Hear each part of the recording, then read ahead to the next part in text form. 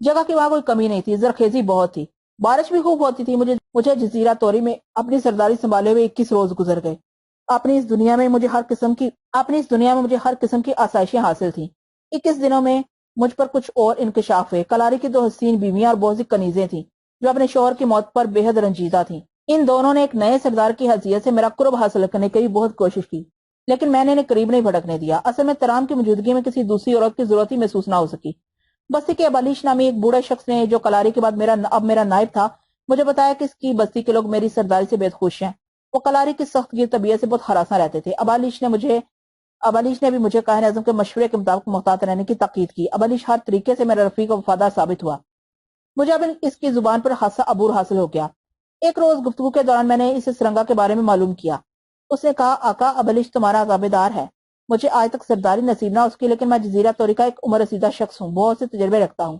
میں اپنے علم کے زور سے دور دور تک دیکھنے پر قادر ہوں۔ سرنگا کی بابت مجھے اتنا معلوم ہوا ہے کہ وہ زندہ ہے۔ کیا اس کی لڑکی سے مل چکی ہے؟ عظیم جابر، سریتا آج کل سرنگا کے پاس ہے۔ کہنے اعظم نے اسے آزاد کر دیا۔ یقیناً اس کی کوئی مصلحت ہوگی۔ ابالیش نے فرما برداری سے کہا، مجھے ان کے بارے میں سب کچھ بتاؤ، وہ کہاں ہے؟ میں نے حکمیہ لہجے میں کہا۔ ابالیش لرزنے لگا۔ اس کی جھجک پر میرا اصرار بڑھ گیا۔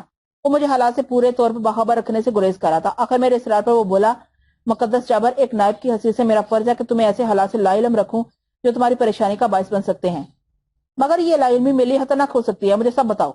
ابالیش کی زندگی اپنے آقا کے لیے وقف ہے۔ جب بھی کوئی ایسا موقع آیا، ابالیش تمہیں قبل از وقت حالات سے باخبر کر دے گا۔ تم نے کالاری کو حضرت سے آگاہ کیوں نہیں کیا؟ میں نے اسے کہا تھا اور وہ خود مجھ سے بہتر جانتا تھا، لیکن شاید اس سے برگزیدہ طاقتیں روٹ گئی تھیں۔ ہر ترکیب بیکار ثابت ہوئی۔ ابالیش نے جواب دیا، ٹھیک ہے، مگر میں جاننا چاہتا ہوں وہ بات کیا ہے جو تم اسے چھپا رہے ہو۔ ابالیش میری بات سن کر کسی گہری فکر میں غلطاں ہو گیا۔ چند لمحات تک وہ کسی ذہنی انتشار کا شکار رہا، پھر کہنے لگا، اے مقدس آقا، تم پر اقابلا کی برکتیں نازل ہوں۔ میں ابھی یہ راز سینے میں دفن رکھنا چاہتا تھا، لیکن تمہارے حکم سے سرتابی ممکن نہیں ہے۔ دراصل سرنگا اور سریتا نے شوالا سے گٹھ جوڑ کر لیا ہے۔ سرنگا شوالا کا مہمان ہے۔ شوالا کا نام سن کر مجھے سمرال کی باتیں یاد آ گئی اور فلورا کی یاد بھی تازہ ہو گئی۔ فلورا، جس کی خاطر یہ تمام مسائل مجھ پر ٹوٹے تھے، قسمت نے کہاں سے کہاں لا کر پھینک دیا تھا۔ حالات کے تحت میں فلورا کے لیے کچھ نہیں کر سکا، مگر اب جبکہ میرا اور شوالا کا رتبہ مساوی تھا، میرے لیے یہ خیال ہی ناقابل برداشت تھا کہ فلورا کسی اور کی قید میں ہو۔ میرے چہرے پر جلال کے آثار دیکھ کر ابالیش نے کہنا شروع کیا، آقا، شوالا تمہاری سرداری کے جشن میں شریک نہیں ہوا تھا۔ اس نے تمہارا یہ عہدہ شوش دلی سے قبول نہیں کیا ہے۔ تمہاری وجہ سے اس کی 2 خوبصورت داشتائیں توشا اور نیری موت کی بھینٹ چڑھ گئیں۔ اگر تمہارے پاس مقدس جاراکاکا کی کھوپڑی نہ ہوتی تو تمہیں کب کا اپنے عطاب کا نشانہ بنا چکا ہوتا۔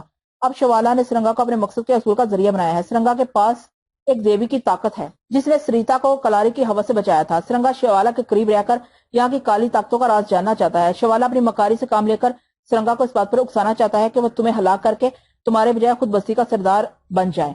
ساتھ ہی وہ سرنگا کی دیوی کی طاقت کا راز جاننا چاہتا ہے۔ اگر وہ ایسا کرنے میں کامیاب ہو گیا تو وہ عظیم قوتوں کا مالک بن جائے گا۔ ابالیش، میری زندگی میں یہ ناممکن ہے۔ شوالا کا یہ خواب کبھی شرمندہ تعبیر نہ ہوگا۔ میں چاہتا ہوں کہ فلورا کو شوالا سے چھین لیا جائے۔ رہا سرنگا کا مسئلہ تو میں اس ہندی بوڑھے کو سمجھ لوں گا۔ میں نے غصے سے کہا، آقا، ابالیش میرا فیصلہ سن کر پریشان ہوگا۔ اپنا یہ ارادہ دل سے نکال دیجئے۔ شوالا کی سرکوبی فی الحال ممکن نہیں ہے۔ وہ اپنے جسم پر بے شمار آنکھیں رکھتا ہے۔ اس پر مقدس اقابلا کا سایہ ہے۔ اگر بستی کی حد بندیوں کی خلاف ورزی کا خوف نہ ہوتا تو شوالا اب تک تمہارے نزدیک پہنچ چکا ہوتا۔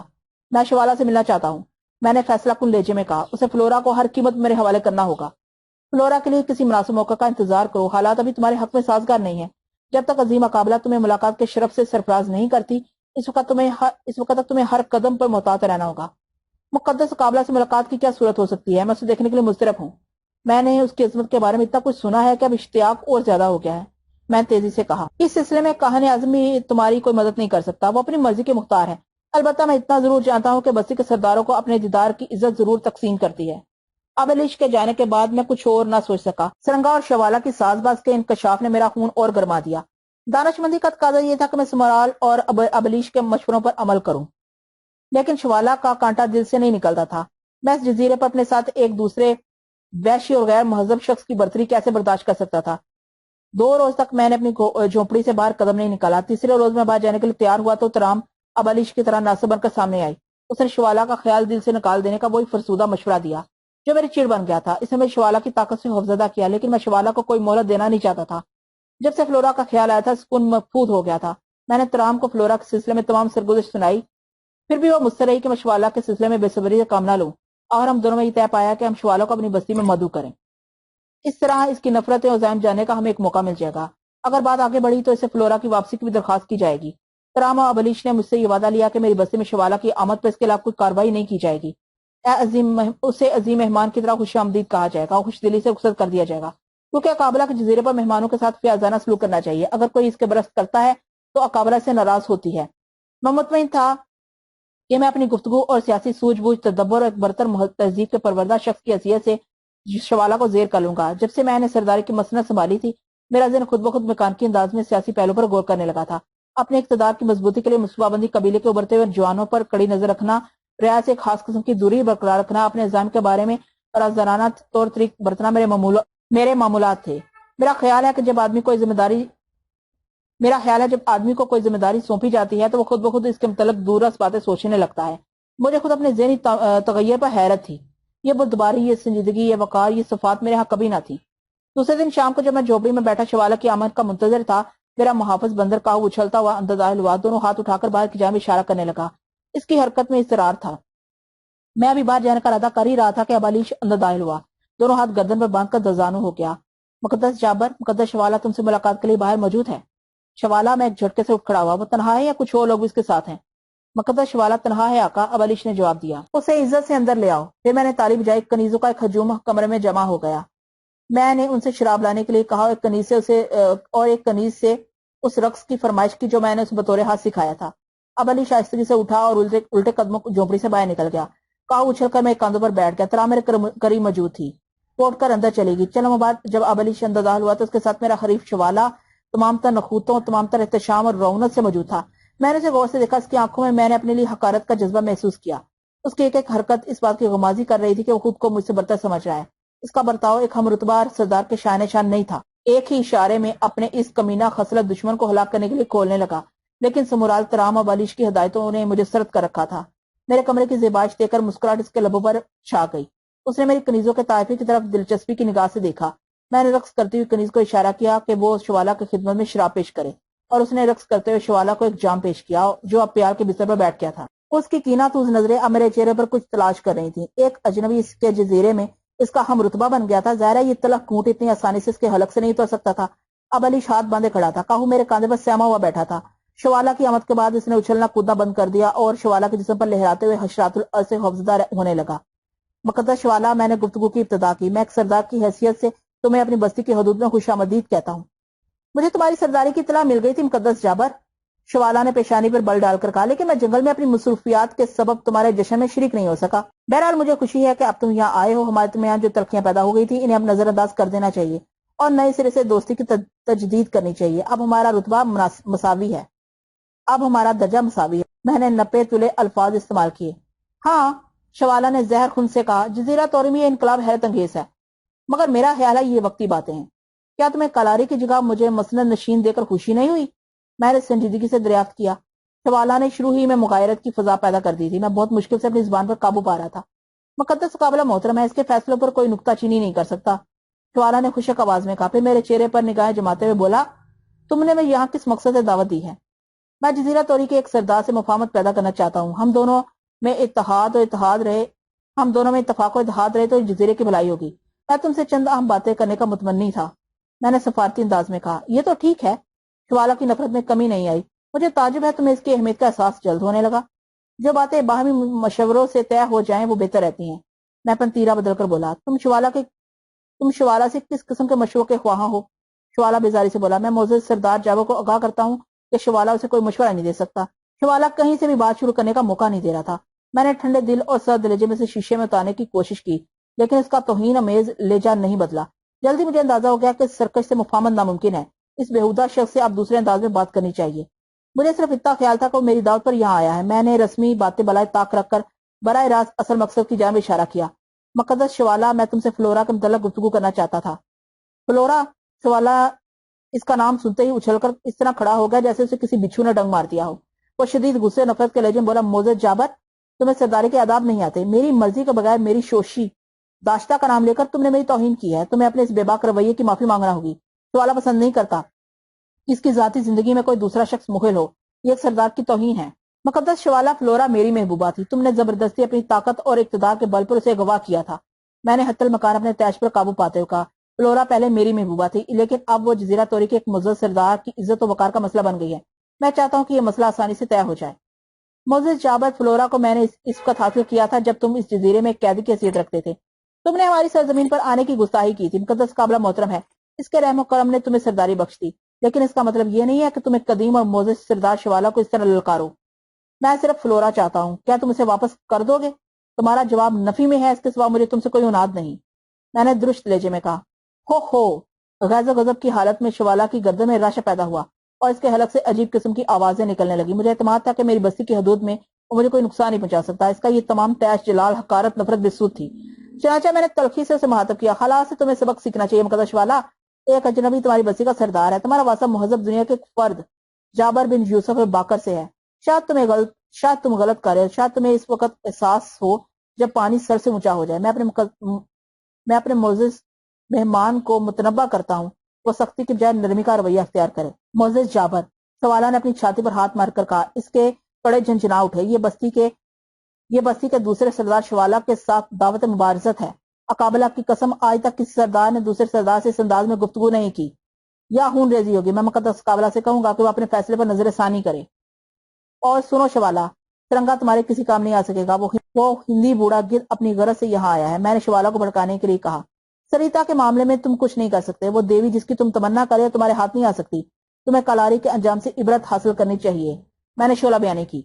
شوالا کسی چوٹ کھائے ہوئے زخمی شیر کی طرح دھاڑا، پھر اس نے ایک جست لگائی اور میری جھونپڑی سے آنن فانن نکل گیا۔ میں اس کے طاقوں میں باہر نکلا، لیکن شوالا اپنی کالی طاقتوں کے ذریعے میری بستی کی حدود سے باہر نکل چکا تھا۔ مجھے شوالا سے یہ گفتگو کر کے مسرت ہو رہی تھی۔ جھونپڑی میں واپس جاتے ہوئے ابلیش کے سراسیمہ متوش چہرے پر میری نظر پڑی تو وہ اکلا کر کہنے لگا، مقدس جابر، تم نے شوالا کو چھیڑ کر تدبر کا ثبوت نہیں دیا، وہ انتہائی خطرناک ثابت ہو سکتا ہے۔ ابلیش، میں نے تیز و خشک لہجے میں کہا، ایک سردار کی حیثیت سے میں اپنے فیصلوں کے لیے کسی کے سامنے جواب دہ نہیں ہوں۔ شوالا کے سلسلے میں نے یہ رویہ سوچ سمجھ کر اختیار کیا ہے۔ ابلیش نے مجھے حیرت کی نظروں سے دیکھا، پھر مدبانہ واپس ہو گیا۔ میں اپنی جگہ مطمئن تھا کہ فلورا کے سلسلے میں شوالا سے جو تلخ اور تند گفتگو ہوئی ہے وہ دورس اثرات کی حامل ہوگی۔ میں نے جو فیصلے کیے تھے وہ آہنی اور ٹھوس چٹانوں کی طرح اٹل تھے۔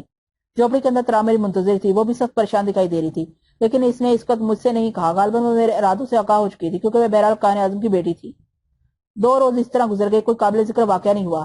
2 روز تک مجھے شوالا کو شکست دینے کے وسائل تلاش کرنے میں حساب وقت مل گیا۔ میں نے سکون سے کئی منصوبے بنائے۔ اس عرصے میں ترام کی حیثیت ایک خاموش تماشائی کی رہی۔ میں محسوس کر رہا تھا کسی آنے والے خطرے کی بو محسوس کر رہی تھی، لیکن میں اس کی کوئی بھی دلجوئی نہیں کر سکا۔ تیسری روز جب وہ میرے پہلو میں دراز میرے قرب کے اعتماد میں تھی، بولی، تم نے قائد اعظم کی ہدایتوں پر عمل نہ کر کے اچھا نہیں کیا، مجھے ڈر ہے کہ حالات پھر تمہارے خلاف ہو جائیں گے۔ میں نے ایک کہکا لگایا، اے جنگلی دوشیزہ، ہمارے ہاں شطرنج کا ایک کھیل کھیلا جاتا ہے، وہ اسی تماشے سے متشابہ ہے جو اس جزیرے میں ہم 2 سرداروں کے مابین جاری ہے۔ تمہارا آسا نہ ہو، حالات کی کروٹیں ہمیشہ منفی اثرات مرتب نہیں کرتی۔ خطرے مول لیے بغیر زندگی میں کامیابی نہیں ہوگی۔ مجھے اجازت دو میں کچھ کہوں، تم سمجھ نہیں سکتے مقدس سردار جو میں دیکھ رہی ہوں۔ ترام نے میرے سینے میں سماتے ہوئے کہا، کاش میں تمہیں قائد اعظم کی تربیت یافتہ بیٹی ہونے کے ناطے کچھ بتا سکتی۔ کیا تمہیں کوئی خطرہ ہے؟ میں نے تشویش سے کہا، عظیم قوتیں، برتر قوتیں مقدس جابر۔ ترام نے سہمے ہوئے لہجے میں جواب دیا، کاش میں تمہیں کچھ بتا سکتی۔ مجھ پر اپنے قبیلے سردار کی بیوی کی حیثیت ہونے سے کچھ بندشیں عائد ہیں، اور میں وہ حدود پھلانگنے کی ہمت نہیں کر سکتی۔ میں تمہیں اتنا ضرور بتاؤں گی کہ مقدس وہ آگے کچھ نہ کہہ سکی۔ اس قبر کے کوئی انکشاف کرتی، اس کی آواز حلق میں بیٹھ گئی، پھر وہ کسی مچھلی کی طرح تڑپ کر میرے بازو سے نکلی۔ اسے کوئی کھینچ رہا تھا، کوئی غیر مرئی طاقت۔ میرے بازو کے حلقے سے نکل کر وہ پیار کے بستر پر شدید کرب کے عالم میں تڑپنے لگی، پھر ساکت ہو گئی۔ میں نے اس دہشت ناک افتاد پر دھڑکتے دل سے اس کی نبض ٹٹولی، اس کا تنفس جاری تھا۔ میں تیز سے اٹھ کر باہر کی جانب لپکا۔ ترام کو فوری طور پر طبی امداد کی ضرورت تھی، لیکن میں جھوپڑی کے دوسرے حصے میں پہنچتے ہی ٹھٹک کر رک گیا۔ وہ دوشیزہ زسلین میرے سامنے کھڑی تھی، جو حسن میں بے مثال تھی، جسے میں غار میں آگ کے شعلوں کے لپیٹ میں غائب ہوتے دیکھ چکا تھا۔ اسے دوبارہ اپنی نگاہوں کے سامنے زندہ دیکھ کر مجھے تعجب ہوا، میرے جسم کے رونگٹے کھڑے ہو گئے۔ جابر، زسلین نے سرد لہجے میں مجھے مخاطب کیا، ترام اپنی سزا کو پہنچ گئی ہے، وہ آئندہ اپنی حدود پھلانگنے کی حماقت نہیں کرے گی۔ اس کی سزا میں رعایت کی گئی ہے۔ ترام کو سزا دی گئی ہے؟ میں نے تعجب سے کہا، مگر کس طرف سے؟ مقدس اقابلا کی طرف سے۔ مقدس اقابلا؟ میں نے حیرت سے زسلین کو دیکھا۔ اقابلا کا نام سن کر میرا قلب سینے میں کہیں معدوم ہونے لگا۔ میں نے دیوار کا سہارا لے لیا، اپنے منتشر اعصاب یکجا کرنے کی ناکام کوشش کی۔ مجھے اپنے اعصاب پر غنودگی طاری ہونے کا احساس ہونے لگا۔ مقدس اقابلا نے تمہیں طلب کیا ہے، میرے ساتھ چلو۔ یہ زسلین کی آواز کا سحر تھا یا کسی پرسرار قوت کا کرشمہ کہ میں اعصابی طور پر بالکل معاف ہو گیا۔ زسلین کا حوالہ آہستہ آہستہ دھندلا ہو رہا تھا۔ میری نظروں کے سامنے ہر طرف دھند ہی دھند پھیلی ہوئی تھی۔ میرے قدم خود بخود حرکت کرنے لگے، لیکن اس دھوئیں میں کوئی چیز صاف نظر نہیں آ رہی تھی۔ مجھے اپنے چاروں طرف دھند کے بادل پھیلتے نظر آئے اور میرے قدم میرے ارادے کے بغیر خود بخود متحرک ہو گئے۔ پھر ایسا ہوا کہ بصارت نے ہر طرف اندھیرا محسوس کیا، کوئی عجیب سحر تھا۔ نہ سفر کی تکان تھی، نہ وقت گزرنے کا احساس ہوتا تھا۔ ہاں، میں چل رہا تھا، زمین پر نہیں، قدموں کے نیچے کسی سخت چیز کا گمان نہیں ہوتا تھا، لیکن میں برق رفتاری سے چل رہا تھا۔ جب کوہر چھٹی تو فضا رفتہ رفتہ صاف نظر آنے لگی۔ اب ہم دونوں ایک روشن غار میں تھے۔ وہ ایک چوڑا اور اعلیٰ درجے کی تراشی ہوئی دیواروں کا غار تھا۔ غار میں دونوں طرف مشعلیں روشن تھیں اور راستہ بقائے نور بنا ہوا تھا۔ میرے دل پر خوف کا غلبہ تھا اور میں اقابلا کی عظمت و جلال کا غیر معمولی احساس لیے آگے بڑھ رہا تھا۔ جب وہ طویل راستہ ختم ہو گیا تو سلیم ایک عالی شان دروازے کے سامنے جا کر رک گئی۔ اس نے کسی غیر زبان میں چند جملے ادا کیے، دروازہ خود بخود کھل گیا۔ میرا خیال تھا کہ اندر ایک وسیع و عریض محل ہوگا، سنگ مرمر کے بنے ہوئے در و بام ہوں گے، فنکاری کے نادر نمونے دیکھنے کو ملیں گے، اور زسلین کی اقامت گاہ سے کہیں زیادہ پرشکوہ، کہیں زیادہ عظیم الشان کوئی محل ہوگا۔ تو مجھے اپنے تصور کی کم مائگی کا احساس ہوا۔ میری آنکھیں خیرہ ہو گئی۔ میں نے الف لیلہ کی داستانوں میں ان پرستانوں کا حال صرف پڑھا تھا۔ وہ میرے تصور اور میری نگاہ کی وسعت سے کہیں زیادہ شاندار اور پرجلال جگہ تھی۔ زسلین کو دیکھ کر خوبصورت لڑکیوں کا ایک ہجوم اس کے سامنے جھک گیا اور زسلین نے ہاتھ کے اشارے سے ان کی پذیرائی سراہی۔ ہر طرف خوبصورت در و دیوار تھے، نیلے اودے آسمانی سرخ پیلے رنگ کے بادل دروں سے خاموش ہوئے جا رہے تھے۔ یہ منظر اتنا رومانی اور افسانوی تھا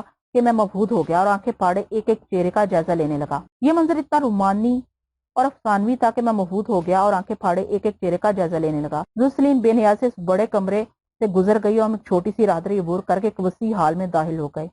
ہال کے درمیان میں ایک حوض تھا اور دیواروں پر دیوتاؤں کے مجسمے ایستادہ تھے۔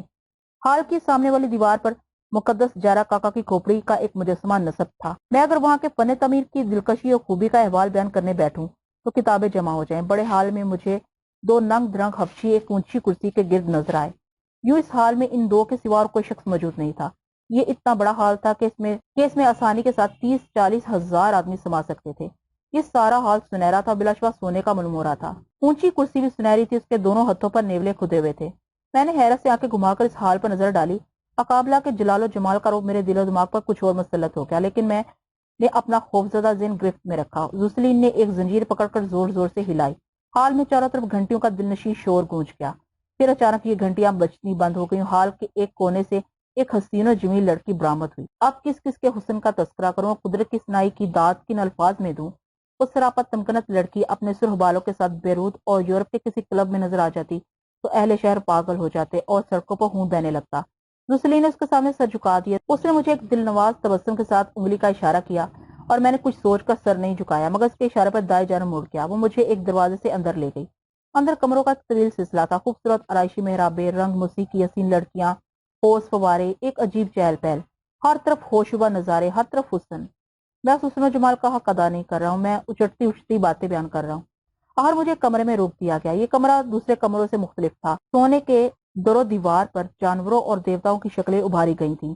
فرش بھی اتنا گداز تھا کہ پیر زمین میں دھنسے جاتے تھے۔ پورے کمرے میں اعلیٰ نوادر ہمارے ہاں سے مختلف قدیم طرز کا فرنیچر موجود تھا۔ یہ سارا ساز و سامان گزرے ہوئے کسی عظیم دور کی یاد دلاتا تھا۔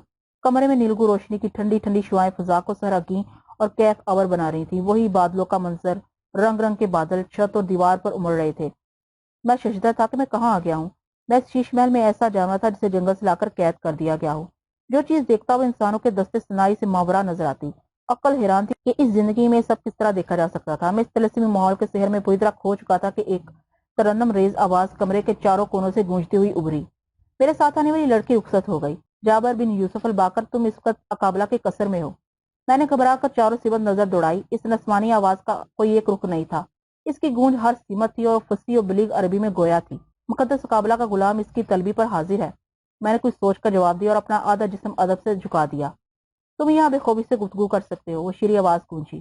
میں اس سعادت کے لیے مقدس اقابلا پر اپنی جان پیش کر سکتا ہوں، میں نے کمال فصاحت سے کہا۔ میں نے خود کو سمجھایا کہ جابر اپنے آپ کو سنبھالو، تم کبھی یہاں کے اسرار سے واقف نہ ہو سکو گے۔ خان اعظم سمورال نے مجھ سے کہا تھا کہ تاریخ بر اعظم کا یہ علاقہ اقابلا کے طلسم سے محصور ہے۔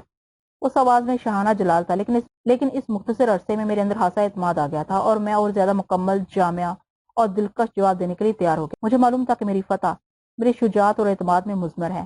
ابھی تک مجھے یہ معلوم نہیں ہو سکا تھا کہ مقدس اقابلا نے مجھے کیوں طلب کیا ہے، لیکن ظاہر ہے یہ سوال کرنے کی جرت کر کے میں کوئی خطرہ مول نہیں لے سکتا تھا۔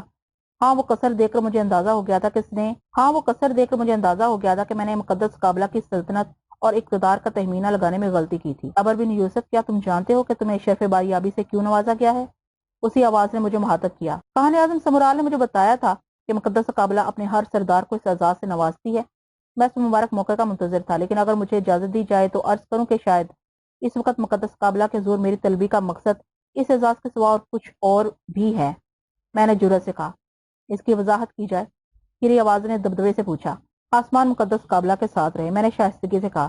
یقیناً غلام سے کچھ غلطیاں غیر شعوری طور پر سرزد ہوئی ہیں۔ یہ اجنبی اس مملکت حسن و اسرار کے بارے میں کچھ نہیں جانتا تھا۔ پہلے اس نے افرار کی کوشش کی کہ یہاں کے رسم و رواج کے خلاف اس سے کچھ ناروا حرکتیں سرزد ہو گئیں، لیکن جب اس سے مقدس اقابلا کی عظمت کا عرفان ہوا تو وہ اس کا مطیع ہو گیا اور اس کے بعد سے اس کی خوشنودی حاصل کرنے کی فکر میں ہے۔ مگر اسے یقین ہے کہ مقدس اقابلا اس کی سادہ دلی محسوس کر رہی ہوگی، کیونکہ اس سے کوئی بات مخفی نہیں رہتی۔ اس اجنبی کے دل میں اب کوئی شر نہیں ہے۔ ہم نے سنا تھا کہ تم ایک ذہین آدمی ہو، اس سلطنت میں اجنبی برداشت نہیں کیے جاتے۔ تم وہ پہلے اجنبی ہو جو زندہ اور جزیرہ توری کے ایک حصے کا سردار بھی بنا دیے گئے ہو۔ یہ اعزاز آج تک کسی اجنبی کو حاصل نہیں ہوا۔ دلکش آواز نے اس بار کسی قدر نرمی سے مخاطب کیا۔ مجھے اندازہ ہے میرے ساتھ کچھ رعایتیں کی گئی ہیں، میں نے آہستگی سے کہا۔ نہیں، تمہارے ساتھ کوئی رعایت نہیں کی گئی، آواز کے لہجے میں برہمی تھی۔ اس علاقے میں وہی شخص سرفراز ہوتا ہے جو ذہین اور شجیع ہو۔ میں اس کا دعویٰ نہیں کرتا، لیکن میں زندہ رہنے کی کوشش کرتا ہوں۔ یہی کوشش مجھے اس مقام تک لے آئی ہے کہ میں آج اقابلا کے حضور حاضر ہوں۔ میری یہ درخواست ہے کہ اگر آداب شاہی کی نزاکت اور لطافت پر کوئی بات گراں گزرے تو مجھے ایک اجنبی سمجھ کر معاف کر دیا جائے۔ ایسے دلکش نظارے، یہ خوبصورت در و بام، اتنی شیریں آوازیں اور یہ نظر فریب ماحول، میں ایک اجنبی ان سب کو متحمل نہیں ہو سکتا۔ میری زبان اپنا مقام بھول سکتی ہے۔ میں نے اور جرأت سے کام لیا، میں بہک سکتا ہوں۔ میرے اس جملے پر نقرئی گھنٹیوں کی آوازیں گونجنے لگی۔ اس کا لطیف کہکا اس بات کا ثبوت تھا کہ میری شیریں بیانی نے اس پر اچھا اثر مرتب کیا ہے۔ پھر وہ کہنے لگی، تمہیں بے باکی سے گفتگو کرنے کی اجازت دی گئی ہے، لیکن گفتگو کی حدود کا تعین تمہاری ذہانت پر منحصر ہے۔ میں اپنے قدموں پر کھڑا رہنے کی کوشش کر رہا ہوں، لیکن ایک درخواست کرنا چاہتا ہوں۔ کمر میں گونجی ہوئی آواز مجھے سراسیما کیے دے رہی ہے۔ میں مقدس اقابلا کے دیدار سے اپنی بصارت منور کرنا چاہتا ہوں۔ مجھے اپنی عظیم ملکہ اپنی دیوی کو دیکھنے کی شدید خواہش ہے۔ خوش نصیبی سے آج یہ موقع ملا ہے۔ غلام کو اپنے دیدار کی سعادت سے بہرور کیجیے۔ میں نے جھجکتے کہا، تمہارے اعصاب جواب دے جائیں گے، تم تاب نہ لا سکو گے۔ میں اپنی دیوی کے جمال افروز دیدار کے بعد مرنا تک پسند کر لوں گا، لیکن مجھے اس مقدس جلوے سے محروم نہ کیا جائے۔ میں نے عاجزی سے کہا، تم سامنے والے تخت پر بیٹھ جاؤ۔ اس آواز نے مجھے حکم دیا۔ میں فوراً اس تخت پر بیٹھ گیا۔ میرے بیٹھنے کی دیر سے کہ میرے سامنے عجیب و غریب تراش کی ایک سنگی میز خود بخود نمودار ہوئی اور چشم و زن میں اس پر ایک جگ اور سنہرا پیالہ بھی نمودار ہو گیا۔ اسے تم پی سکتے ہو۔ میں نے تعمیل میں جگ سے مشروب انڈیلا اپنے ہونٹوں سے لگا لیا۔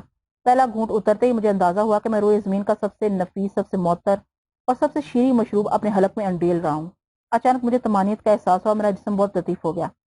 میں اس عزت افزائی کے لیے مقدس اقابلا کا ممنون ہوں۔ کوئی اجنبی اقابلا کا مہمان ہونے کا تصور بھی نہیں کر سکتا تھا۔ یہ مقدس اقابلا کی فیاضی اور رحم و کرم کے سبب ہی ممکن ہے۔ میں نے کہا، تمہاری دنیا اور اس دنیا میں بہت بڑا فرق ہے، دلکش آواز نے سنجیدگی سے کہا۔ اب اس کی سمت کا تعین میرے لیے مشکل نہ تھا۔ وہ یقیناً میرے دائیں جانب کوئی 10 قدم کے فاصلے پر تھی۔ مجھے اس کا احساس ہے، یہاں ہر چیز مختلف ہے، صرف جسمانی حیت یکساں ہے۔ میں کوشش کر رہا ہوں کہ میں خود کو اس علاقے کے مطابق ڈھال لوں۔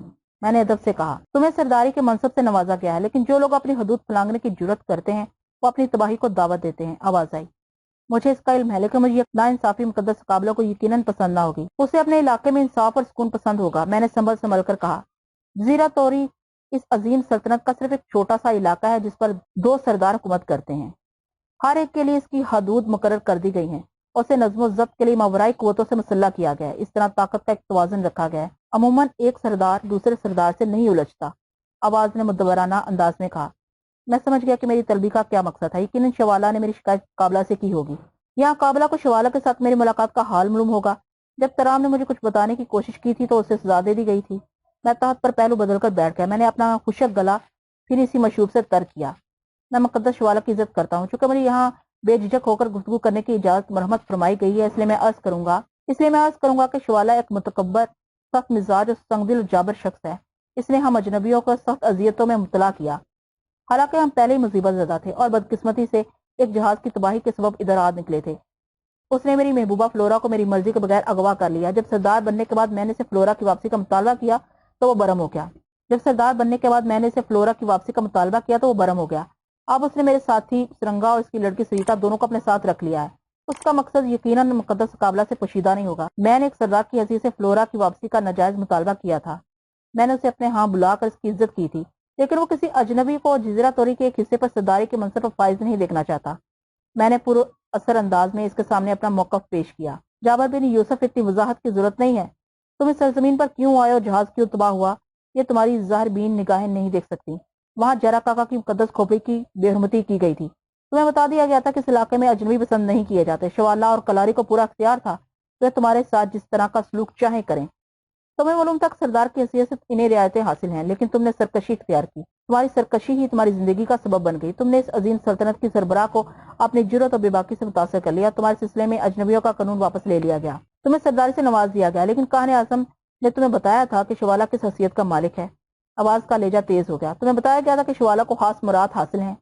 مجھے معلوم ہے مقدس آواز، مگر وہی مراد جو شوالا کو حاصل ہیں، انہیں میں حاصل کرنا چاہتا ہوں۔ میری یہ خواہش غیر فطری نہیں ہے، جس طرح فرار کی جدوجہد غیر فطری نہیں تھی۔ مقدس اقابلا کے قوانین بلا شبہ سب سے بالا ہیں، لیکن انسانوں کو چند خاص قسم کے جذبوں سے نوازا گیا ہے۔ مجھے یقین ہے کہ مقدس اقابلا بنیادی انسانی جذبے کے محرکات نظر انداز نہیں کر سکتی۔ تم اپنی گفتگو جاری رکھ سکتے ہو، آواز نے وقار سے کہا۔ میرے دل کا راز مقدس اقابلا سے پوشیدہ نہیں ہے۔ میں نے سرداری کے منصب پر فائز ہونے کے بعد اس جزیرے کے لوگوں کو نئی زندگی سے روشناس کرانے اور انہیں خوشحالی کی طرف راغب کرنے کی کوشش کی۔ میں ایک مختصر مدت میں ان کی زندگی میں انقلاب لے آؤں گا، اور مجھے یقین ہے کہ مقدس اقابلا مجھے اپنے قرب دل نشیوں اور صحبت رنگی سے نوازے گی۔ تمہاری باتوں کا کیا مطلب ہے؟ آواز نے دلکشی سے کہا۔ میں اس شاندار ایوان اور زرعی ماحول سے کچھ ایسا متاثر اور مسحور ہو گیا ہوں کہ تمام زندگی یہیں گزارنے کو جی چاہتا ہے۔ میں سمجھتا ہوں کہ جو اس پرکیف ماحول میں رہنے کی اجازت حاصل کر لے، وہ دنیا کا خوش قسمت شخص ہے۔ یہاں وہ سب کچھ ہے جسے میرا دل چاہتا ہے۔ یہاں حسن ہے جو میری کمزوری ہے، یہاں موسیقی ہے جو میری رگ و جاں ہلا دیتی ہے، یہاں میرے خواب ہیں، یہاں رنگ ہیں، یہاں بدن ہے، یہاں خوشبوئیں ہیں، یہاں طاقت ہے، یہاں کیا نہیں ہے۔ میں اس آستانے کا غلام بننا چاہتا ہوں، میں نے جذباتی لہجے میں کہا۔ تم نے ابھی اس قصر کے سربراہ کا دیدار نہیں کیا ہے، پھر تم ایسی باتیں کیوں کر رہے ہو؟ آواز کے لہجے میں اب دلچسپی کا عنصر نمایاں تھا۔ میں نے اس جہاں سوز نظارے کا اندازہ لگا لیا۔ مجھے افسوس ہے کہ میری درخواست رد کر دی گئی، لیکن میں مقدس اقابلا سے مایوس نہیں ہوا ہوں۔ مجھے اپنی بدبختی کا شدت سے احساس ہے کہ میں آواز کا بدن نہیں دیکھ سکا۔ میں نے حسرت سے کہا، تم فلورا کو شوالا سے حاصل کرنا چاہتے ہو؟ اس نے گفتگو کا رخ بدل دیا۔ ہاں، وہ میری محبوبہ تھی، اسی کے لیے میں نے یہ طویل سفر اختیار کیا تھا۔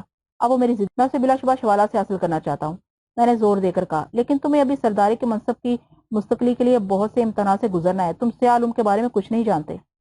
یہ سارا جزیرہ قدم قدم پر امتحان گاہ ہے۔ میں ہر امتحان سے گزرنے کے لیے خود کو مستعد پاتا ہوں۔ مجھے حکم دیا جائے کہ میں ہنجر نکال کر اپنا کام تمام کر لوں۔ میں نے حوصلے سے کہا۔ دلچسپ، اس نے دھیرے سے سریلی آواز میں کہا۔ جابر بن یوسف، تمہاری ذہانت، شجاعت، دور اندیشی اور بہادری پر تمہارے مستقبل کا انحصار ہے۔ تمہیں دوسرے سرداروں کی طرح موقع فراہم کیا جاتا ہے کہ تم ایک دوسرے سے خود کو برتر ثابت کر سکو۔ یہ کھیل اقابلا کو ہمیشہ پسند آتا ہے، لیکن یہ تمام کھیل ازلی قوانین کے دائرہ کار میں ہی کھیلے جا سکتے ہیں۔ تم کوئی ایسا کام نہیں کرو گے جو اس علاقے کے قوانین کے خلاف ہو، اور انہیں خود کو برتر ثابت کرنے کی مکمل اجازت بھی ان قوانین کے تحت حاصل ہے، لیکن اقابلا کے فیصلے محفوظ رہتے ہیں، اور وہ سب سے بالا ہے، وہ قوانین سے بلند ہے۔